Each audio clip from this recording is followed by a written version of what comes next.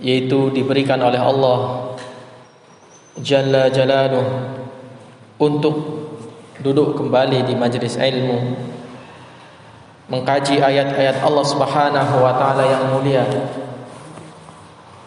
dan hadis Rasulullah sallallahu alaihi wasallam sesuai dengan pemahaman dari para salafun saleh,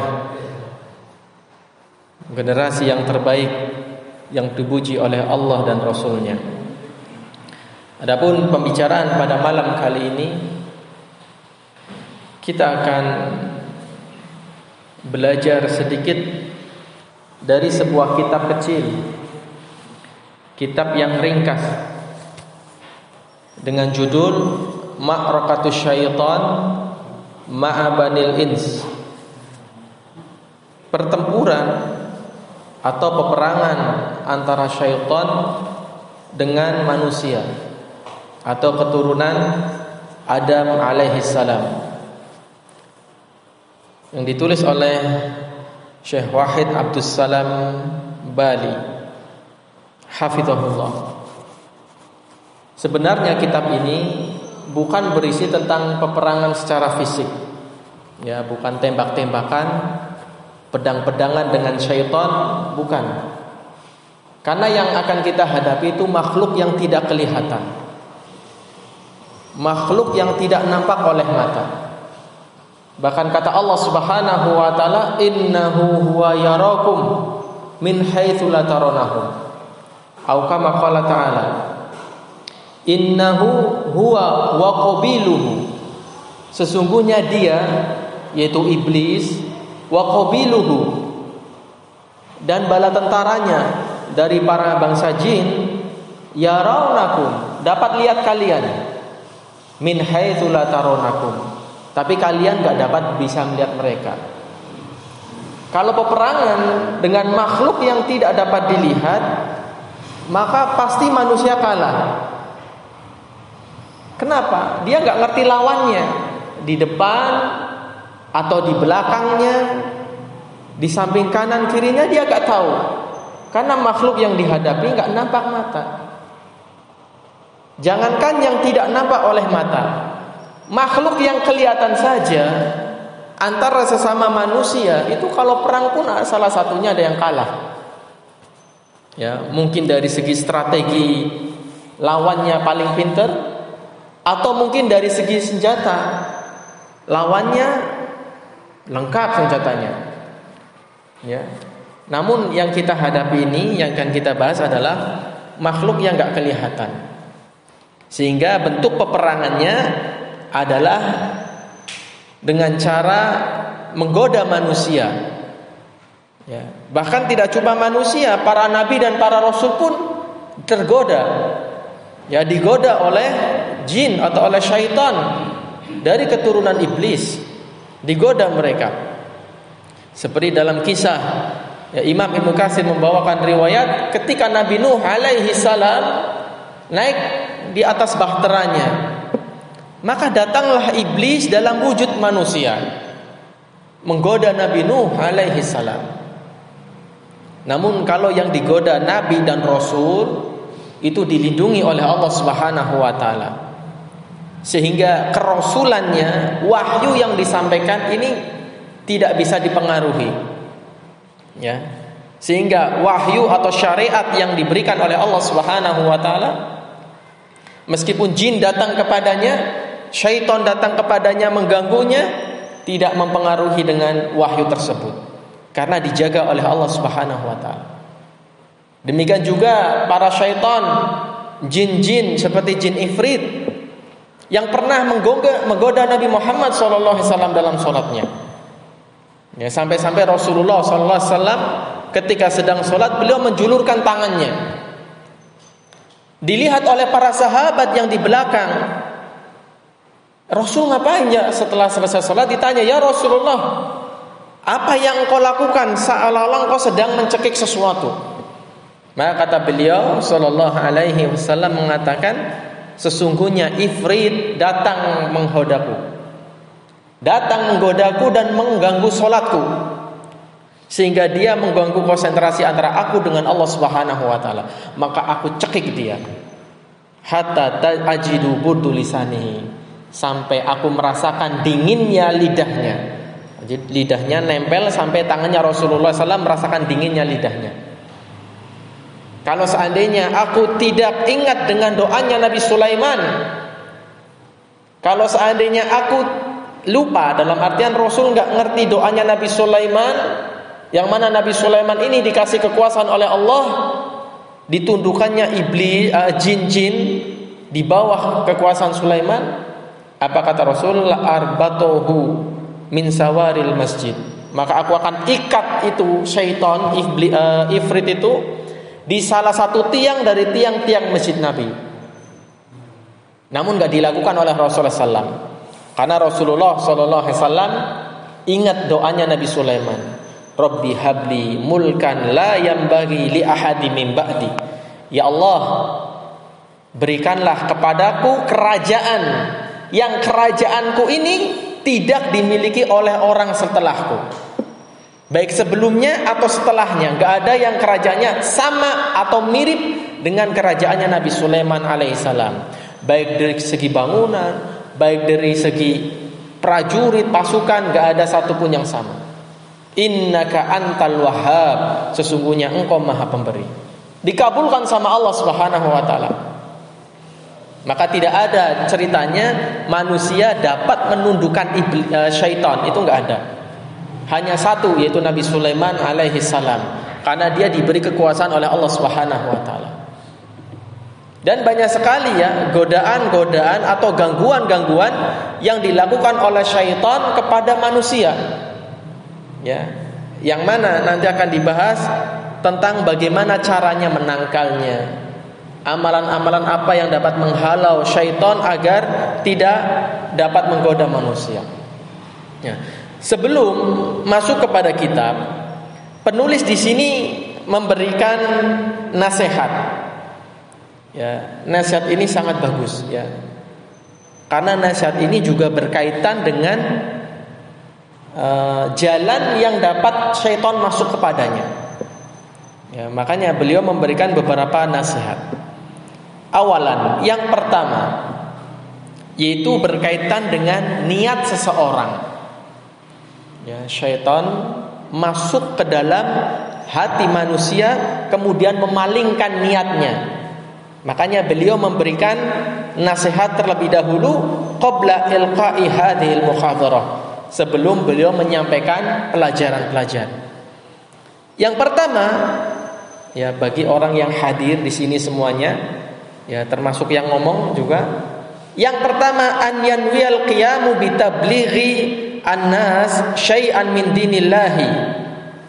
Niat yang pertama ketika kita duduk, ketika kita bermajelis taklim, ketika kita belajar, niat yang pertama kali hendaklah dia berniat menyampaikan suatu ajaran syai'an, sedikit saja, enggak usah banyak-banyak, min dinillah, dari perkara agama Allah Subhanahu wa taala. Ini niat kita. Kita niat duduk, kita niat belajar, niatnya menyampaikan agama kepada manusia. Tabligh namanya, sampaikan syai'an, tapi sedikit, enggak usah banyak-banyak. Karena perintahnya balighu anni walau ayah. Sampaikan dariku meskipun satu ayat. Rasul menyampaikannya, memberikan contoh berapa ayat? Satu. Artinya apa? Enggak usah banyak-banyak ketika kita menyampaikan kepada manusia. Dan kata para ulama, diantaranya para ulama mengatakan yang namanya balighu anni walau ayah ini ada dua macam. Ya, menyampaikan atau berdakwah kepada manusia ini ada dua macam. Macam yang pertama, dia menyampaikan tentang ayat atau tentang hadis Nabi SAW yang sudah jelas, ya, sudah jelas maknanya, sudah istilahnya diketahui secara pasti. Ini tugas semua orang dari umat Islam. Silakan menyampaikan. Contohnya, qul huwallahu ahad. Katakanlah Allah itu ada satu. Jelas ayatnya, silahkan Anda sampaikan. Semua orang boleh menyampaikan. Sampaikan kepada anaknya, saudaranya, katakan Allah itu ada satu. Mana dalilnya? Qul huwallahu ahad. Kan jelas. Gak mungkin penafsiran yang lain, jelas. Contoh yang lain dari hadis Nabi SAW, yang mana antum boleh menyampaikan tanpa harus ustadz nyampaikan, enggak. Selama itu hadisnya jelas, sahih, silahkan. Contohnya adalah hadis Nabi SAW berkaitan dengan perkara ibadah. Contohnya, kata Rasulullah SAW, buniyal islamu alal khamsin. Islam itu dibangun di atas 5 perkara. Kan jelas, pondasi Islam 5. Sebutkan salah satunya, sholat. Oh, berarti orang harus sholat. Kenapa? Itu bagian dari agama Islam, sehingga disebut dengan rukun Islam. Kan jelas hadisnya. Semua orang dapat menyampaikan. Ini versi yang pertama. Kemudian jenis yang kedua, manusia yang kedua ketika dia menyampaikan atau ketika dia berdakwah, maka yang dia sampaikan itu maknanya atau penyampaian secara terperinci dari ayat dan hadis Nabi SAW, yang mana ini dibutuhkan pendalaman ilmu, sehingga tidak semua orang bisa menyampaikan. Nah, makanya yang kedua ini koridornya terbatas. Kenapa? Karena tidak semua orang faham ayat dan faham hadis. Ya. Contohnya seperti ayat-ayat mutasyabihat atau ayat-ayat yang butuh penafsiran. Maka kalau orang nggak ngerti tafsirnya, nggak boleh menyampaikan. Siapa yang menyampaikan? Orang yang sudah mendalam, orang yang sudah faham. Nah, ini baru boleh menyampaikan.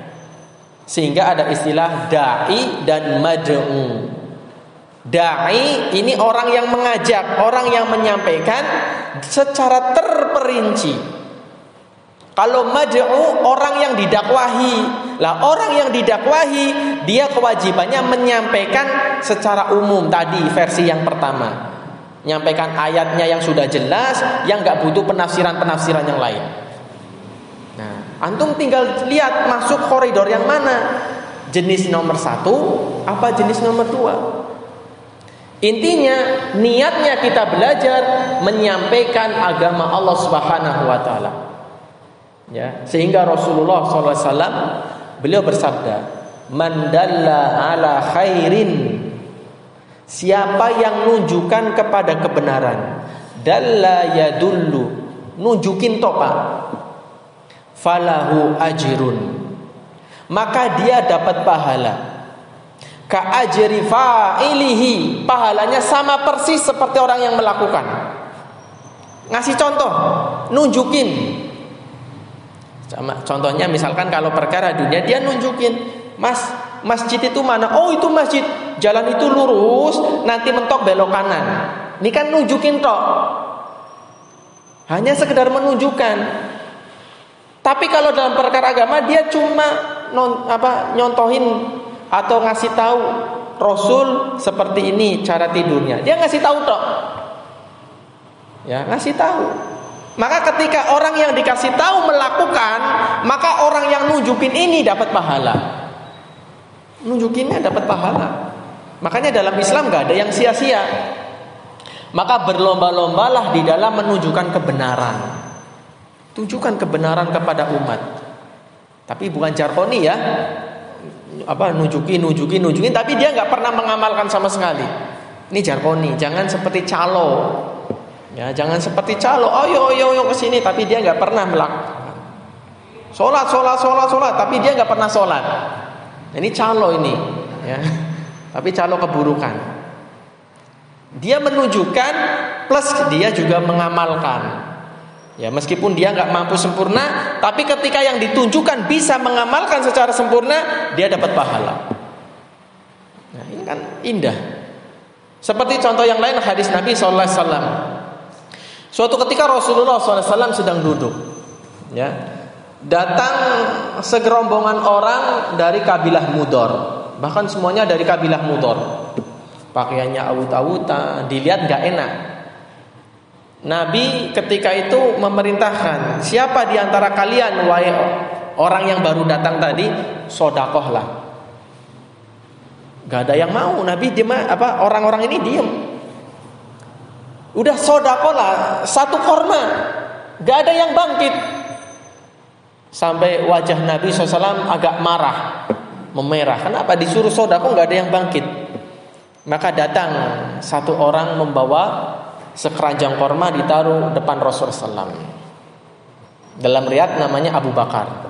Ya, datang taruh. Kemudian baru ketika ngelihat orang ini ngasih contoh, ketika Nabi nyuruh sedekah, datang orang ini bawa sekeranjang korma, taruh depan Rasul. Para sahabat yang lain semuanya datang dengan membawa kormanya, sampai pangkuan Rasulullah SAW penuh dengan keranjang-keranjang korma. Kemudian Rasulullah SAW mengatakan, man sanna fil islami sunnatan hasanatan falahu ajrun. Siapa yang ngasih contoh, sanna itu ngasih contoh. Siapa yang memberikan contoh dalam Islam, satu saja, tapi contoh yang baik, sunnatan hasanatan, contoh yang baik. Apa kata Rasul? Maka orang ini mendapatkan pahala sebanyak orang yang mencontohnya. Ya, tadi kan Abu Bakar datang ngasih sekeranjang korma. Ini Abu Bakar ngasih contoh kepada sahabat-sahabat yang lain. Ternyata sahabat yang lain ikut-ikutan. Dia sedekah dengan korma. Maka semua pahala orang-orang yang ikut-ikutan ini ngalir kepada Abu Bakar. Karena dia yang pertama kali ngasih contoh. Makanya kita tidak boleh memberikan contoh kejelekan. Ya, hati-hati nih. Sehingga Rasulullah lanjutannya dalam hadis ini, masih dalam satu hadis, di hadis yang selanjutnya beliau mengatakan, man sanna sunnatan sayyi'ah. Siapa yang ngasih contoh yang jelek, dia dapat dosa. Dan dosa orang yang mengikutinya. Ya, jadi orang yang ngasih contoh kejelekan pertama itu dosanya paling banyak. Kenapa? Karena yang mengikuti ini ngalir semuanya ke situ. Sehingga kita kalau mau ngasih contoh yang baik. Jangan ngasih contoh yang buruk. Apalagi contohnya kepada anak-anak kecil, ya. Kasih contoh yang baik. Kenapa? Pahalanya ngalir. Tapi kalau contoh yang buruk, wah, rugi kita. Ya. Seperti apalagi dalam perkara ibadah, memberikan contoh ibadah tapi yang gak ada tuntunannya, terus orang ini ngelakuin, maka ngalir kepada dia dosanya. Bayangkan, naudzubillah. Coba bayangkan kalau sampai mati dia gak bertobat dari amalan itu, terus Pak, ngalir terus. Di kuburnya dia ngalir, saldonya terus banyak, terus nambah terus saldo keburukan. Ya, sehingga dalam Islam memberikanlah contoh yang baik, sehingga orang yang mencontohkan ini dapat pahala dari orang yang setelahnya. Seperti Rasulullah SAW, kita ini sholat semuanya ini pahalanya ngalir ke Rasulullah SAW, karena beliau yang pertama kali mencontohkan. Kemudian setelah ngalir ke Rasul, ngalir kepada sahabatnya, karena sahabat inilah yang memberikan contoh kepada orang yang setelahnya. Jadi orang yang terdahulu itu pahalanya banyak. Ya, ini namanya celengan tabungan akhirat. Ya. Dan kita duduk belajar, niatnya tadi berusaha untuk menyampaikan perkara agama meskipun satu ayat. Sampaikan kepada umat. Kasih tahu, oh ini salah, oh ini betul, oh ini bertentangan dengan syariat misalkan. Sampaikan. Ya. Kemudian niat yang kedua, Raja al-husul ala thawabi majlis ilmi. Duduk di majelis ilmu, dia berharap mendapatkan pahala. Harap pahala. Ini niatnya, mengharap dapat pahala. Bukan mengharap ketemu orang ini, bukan mengharap dapat ini, bukan mengharap dapat itu, tapi mengharapkan dapat pahala di sisi Allah Subhanahu wa taala. Ya, ini majelis ilmu. Bahkan orangnya yang duduk di majelis ilmu, pulangnya pun diampuni oleh Allah dosanya. Masya Allah, ya. Jadi orang yang datang ke majelis ilmu dengan niat yang benar, niat yang ikhlas, belajarnya benar-benar mencari ilmu, satu dapat pahala, dua diampuni dosanya. Sebagaimana dalam riwayat Nabi SAW, beliau bersabda, "Majtama qaumun ala dzikrin." Tidaklah suatu kaum dia berkumpul di atas zikir. Zikir ini belajar, ya, bukan zikir bareng-bareng, bukan. Zikir ini diartikan dengan belajar ilmu, ya. Fatafarraqu anhu, kemudian mereka berpisah, pulang ke rumah masing-masing. Illa qila lahum, maka dikatakan kepada orang-orang yang datang tadi, qumu maghfuran lakum. Berdirilah kalian sudah diampuni oleh Allah Subhanahu wa taala. Bayangkan nikmat. Ini kalau niatnya apa? Benar. Tapi kalau datang ke majelis ilmu niatnya salah, udah dipalingkan oleh syaitan, dia nggak dapat apa-apa. Sehingga orang belajar itu ada tiga, niatnya itu ada tiga. Man ta'allamal ilma, siapa yang dia belajar, liyumari fi ulama, niatnya satu, pengen debat ulama, pengen debat ustadznya. Saya ngaji lah, ngaji bahasa Arab, ngaji Quran hadis, ngaji macam-macam, ngaji Quran misalkan, supaya apa? Nanti kalau ustadznya salah, saya tak debat ya. Nah, ini kan niatnya udah jelek, ya. Ada nggak Pak orang kayak gini? Niat seperti itu ada nggak orangnya? Saya yakin ada. Ya di sana nggak di sini maksudnya. Ya. Dia niat belajar tahsin. Ya. Ini nyata. Cuma korbannya bukan saya, ya. Dia belajar tahsin. Baru belajar 2 atau 3 kali pertemuan lah. Wah, udah merasa pinter Pak. Ini salah ini bacanya ini. Imam ini salah ini bacanya. Dikoreksi semuanya. Kemudian suatu ketika duduk bareng, saya dengerin bacaannya. Ternyata nggak jauh beda sama yang dikoreksi. Ya, artinya apa? Sama-sama salah. Ini kan udah niatnya keliru. Kemudian baru dapat ilmu sedikit, salah. Biasanya orang seperti itu, ya. Baru belajar karate wis kemliti. Baru belajar 1-2 jurus gelut, semua preman ditantang oleh dia. Padahal nggak tahu kapasitasnya. Ya. Ini orang yang dia dipalingkan hatinya. Niat belajar liyumaril alim, liyujadil alim. Niatnya membantah gurunya, ya, membantah orang alim, ya. Kemudian yang kedua, atau dia ingin membodohi orang bodoh. Ya. Orang tipe kedua dia belajar supaya nanti dia bisa membodohi orang. Ya. Dan ini juga banyak.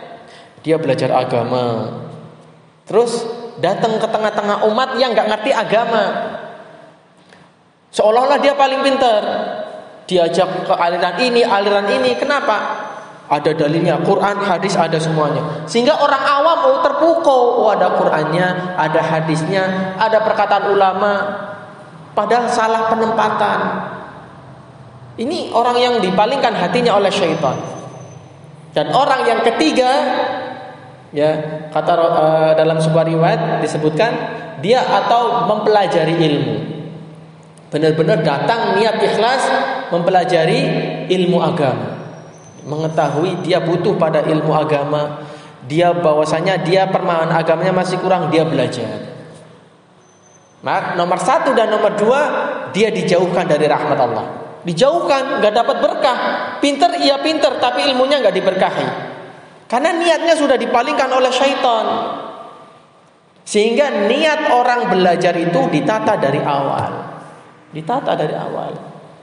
Makanya betapa ulama dahulu sangat-sangat berat ketika belajar niat yang ikhlas. Ada seorang ulama namanya Yusuf bin Asbab. Beliau mengatakan, ta'allamtul niyata, aku belajar niat yang ikhlas 20 sanah, 20 tahun.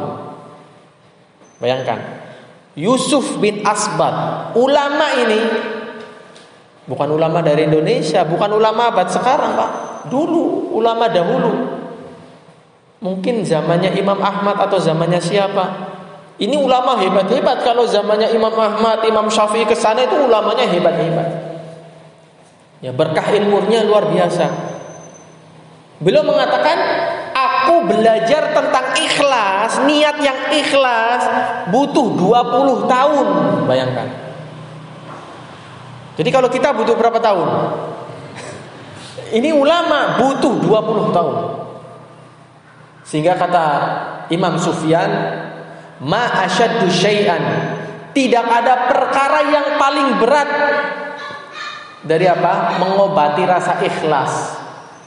Mengobati niat supaya ikhlas itu perkara yang paling berat. Bayangkan, sekelas Imam Sufyan sampai-sampai ngomong demikian. Ya apalagi kita, ya, jauh dari mereka. Maka berusaha, ya, sehingga meluruskan niat dalam belajar merupakan cabang dari sekian cabang di dalam membentengi diri dari syaitan. Ini, kalau niatnya udah keblingan dipalingkan oleh syaitan. Betapa banyak orang-orang zaman dahulu alim, pinternya luar biasa, tapi niatnya keliru. Ya, sudah dibawa oleh syaitan dengan pemikiran-pemikiran yang menyimpang. Coba lihat ketika kelompok Mu'tazilah, kemudian Al-Maturidiyah, Kullabiyah, Asy'ariyah. Ini kan kelompok besar dari kalangan ahlul kalam ketika itu. Pemimpinnya bukan orang biasa loh. Pemimpinnya luar biasa. Mu'tazilah, Wasil bin Atha, muridnya Hasan Al-Basri. Betapa cerdasnya beliau, luar biasa. Tapi jadi menyimpang, kelompok sesat dia, kelompok Mu'tazilah. Dengan kecerdasannya syaitan memalingkan dia, sehingga berpendapat Allah nggak punya nama, Allah nggak punya sifat. Ya. Kalau kita mengatakan Allah punya nama, Allah punya sifat, itu namanya musyabbihah, menyamakan Allah dengan makhluk. Sesat dia. Kelompok Mu'tazilah mengatakan Quran, kalamullah yaitu Al-Quran makhluk.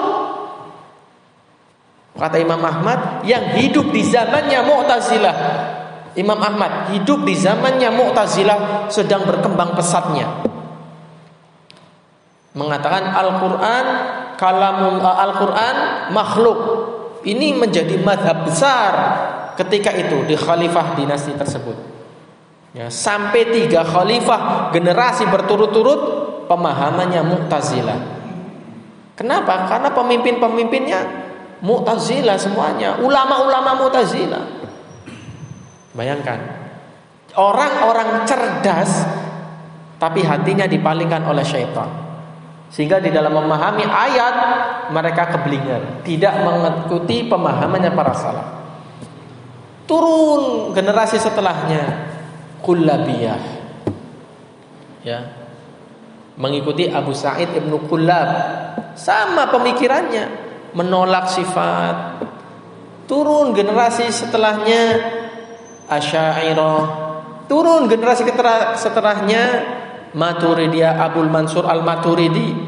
Ini orang-orang hebat semuanya, tapi di dalam pokok akidahnya mereka menyimpang. Kenapa sebab menyimpang? Di situ ada campur tangan syaitan tentunya. Karena janji syaitan apa? La ughwiyannahum an siratal mustaqim. Aku akan palingkan mereka dari jalanmu yang lurus. Akidah kan jalan yang lurus. Ketika akidahnya menyimpang, Berarti sudah dipalingkan oleh siapa? Syaitan. Sehingga Rasulullah SAW pernah garis di tanah. Khatolana Rasulullah SAW khoton biyadih. Rasul pernah menggaris lurus dengan tangannya. Summa khututan an yaminihi wa shimali. Kemudian garis di kanan kiri garis. Tapi garis kanan kirinya kecil, pendek-pendek. Kemudian beliau mengatakan hadihi sabilullah mustaqimah. Ini jalan Allah itu yang satu. Jadi jalan Allah itu cuma ada satu, lurus satu. Kemudian Rasul mengatakan hadihi subul. Terus yang kanan kiri kanan ini namanya subul. Subul jamak dari sabil. Subul, ya. Kemudian kata Rasulullah, likulli sabilin, setiap jalan ini syaitanun yad'u ilaih. Ada syaitan yang mengajak masuk jalan sini, ada setannya. Jadi setiap jalan ini berdirinya depannya ada syaitan. Masuk, diajak semuanya. Bermuara dari satu jalan yang lurus, kemudian ada syaitan, akhirnya dipalingkan, nyebar. Inilah yang dikatakan oleh Rasulullah, sataftariqu hadhil ummah. Umat ini yaitu umat Islam akan berpecah jadi berapa? 73 golongan. Yang selamat cuma ada satu. Selebihnya terancam masuk neraka. Ya inilah sabil subul-subul ini, jalan-jalan yang di depannya ada syaitan. Niat mereka terkadang benar. Kenapa? Nempelnya ke Shiratal Mustaqim, nempelnya lurus. Cuma niatnya dipalingkan oleh syaitan. Sehingga ketika mereka menetapkan Allah ada, wujud. Sehingga mereka menetapkan satu sifat namanya sifat wujud. Benar kan? Ini secara global ini benar. Kenapa? Bermuara dari satu jalan yang lurus, benar. Kemudian merembet dari wujud ini, maka harus punya sifat al-ilm, harus punya sifat al-haya. Sesuatu yang wujud, sesuatu yang ada harus hidup. Muncul dua sifat yang kedua, sifat wujud kemudian haya. Sesuatu yang hidup dia itu harus mendengar. Mendengar harus melihat. Melihat harus punya kemampuan, punya keinginan. Punya keinginan dibangun di atas ilmu. Sehingga lahirlah muncul 7 sifat. Apa saja? Wujud, haya, sami, basar, kalam, kemudian irodah, ilmu. Sehingga di pujian-pujian kita kan wujud, kidam, bako, sampai terakhir. Itu muaranya benar, secara global benar. Tapi secara terperinci ternyata ada kekeliruan. Kenapa? Mereka hanya membatasi sifat Allah hanya ada 7. Yang paling banyak menetapkan sifat Allah hanya 20. Muaranya benar, tapi merembet-merembetnya ini yang dipalingkan. Sehingga sifat Allah hanya 20. Yang lain gak ada. Bayangkan. Ini yang nyetusin siapa? Orang-orang pinter dalam perkara agama, tapi niatnya mereka dipalingkan oleh syaitan. Alhamdulillah. Sehingga kita yang bukan ulama ini, kita ini penuntut ilmu, maka waspada dengan niat-niat yang buruk. Waspada. Jangan sampai niatnya ini salah. Karena perkara niat adalah perkara yang besar. Ya, sehingga dalam perkataan dikatakan betapa banyak amalan yang kecil tapi menjadi besar karena niatnya. Betapa banyak amalan yang besar luar biasa tapi kecil karena niatnya yang salah. Sehingga ketika Rasulullah SAW bercerita tentang 2 orang, marrojulan, dalang 2 orang lewati sebuah kampung. Di kampung itu ada gapura. Di gapura itu ada patung. Tidak ada orang yang boleh lewat kecuali dia harus mengorbankan sesuatu. Lewat orang pertama. Wahai fulan, qarrib syai'a. Wahai fulan, motonglah korban untuk ini patung. Nah, kata orang ini yang pertama lewat. Aku enggak bawa apa-apa. Maka penjaga gapura, qarrib syai'an walau dzubab. Udah fulan carilah pokoknya meskipun seekor lalat. Bayangkan. Yang disembelih apa? Bukan sapi, bukan kambing, seekor lalat. Dia korban sembelih, potong untuk berhala. Bayangkan apa? Perkara yang kecil, lalat, itu jadi musibah besar ketika niatnya salah. Dia selamat, tapi kata Rasul, huwa finnar, dia di neraka. Orang yang kedua, fulan korban. Enggak, saya enggak bawa. Cari meskipun lalat. Enggak, saya enggak mau korban kecuali pada Allah. Penolakan. Maka dia dipenggal lehernya, mati. Selamat kata Rasul, dia di sorga. Artinya apa? Yang pertama dia melakukan kecil, sepele, tapi niatnya ini menjadikan dia masuk ke dalam neraka, bahkan kekal. Bayangkan. Jadi niat itu penting, perkara yang penting.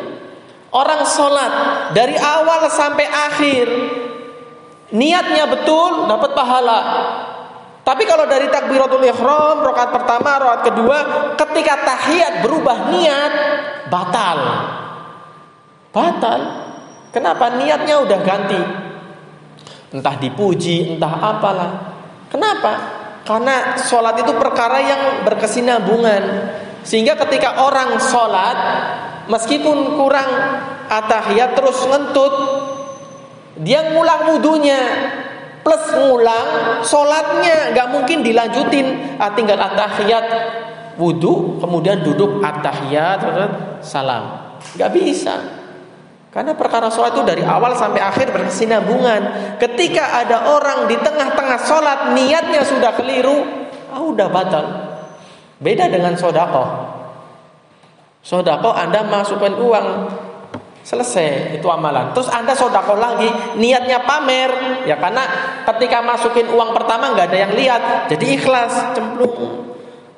Terus datang satu, ngerogoh uang lagi, masukin niatnya biar dilihat orang.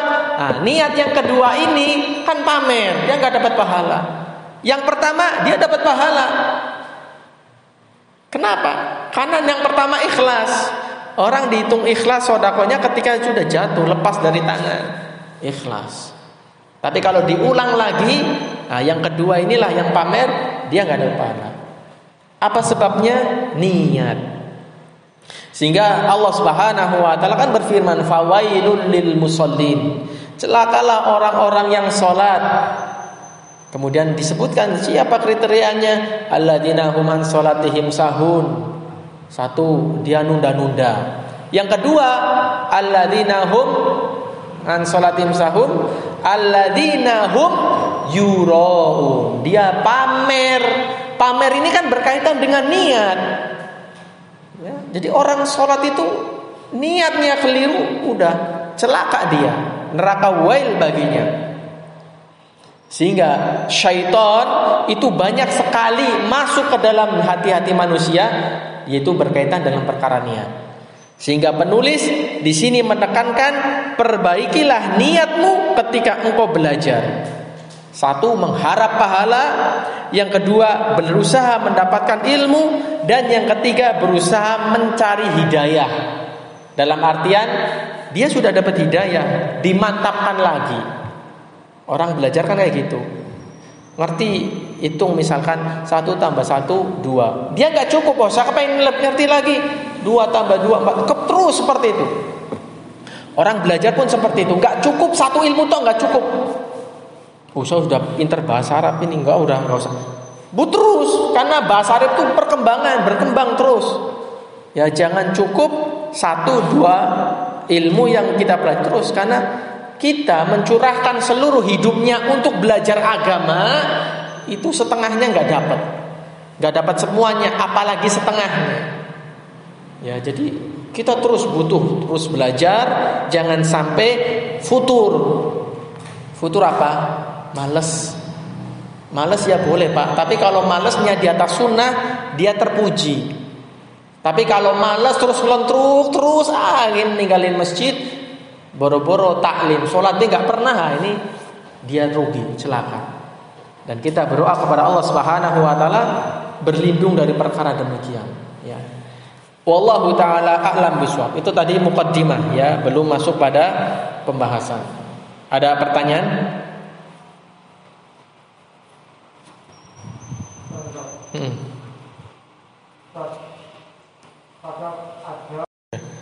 Jika yang dia sampaikan itu hanya sekedar koridor dari pemahaman dia yang dulu, boleh.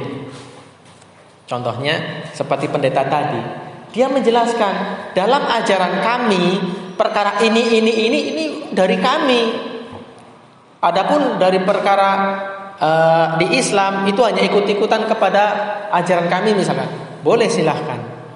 Kalau hanya sekedar apa? Menyampaikan kekeliruan ajarannya yang diikuti oleh orang lain di luar agamanya, boleh. Tapi kalau sudah mendetail berkaitan dengan cabang-cabang, nah ini tidak diperbolehkan. Ya, wallahu taala alam. Ada yang lain?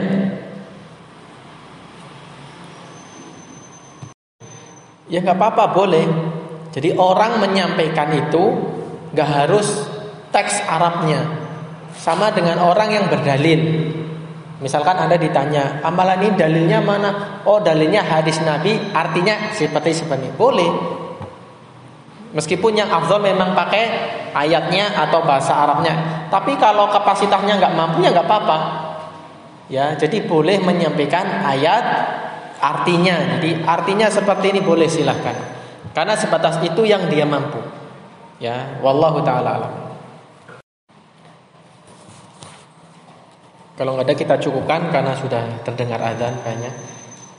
Subhanakallahumma bihamdik asyhadu an la ilaha illa anta astaghfiruka wa atubu ilaik. Wassalamualaikum warahmatullahi wabarakatuh.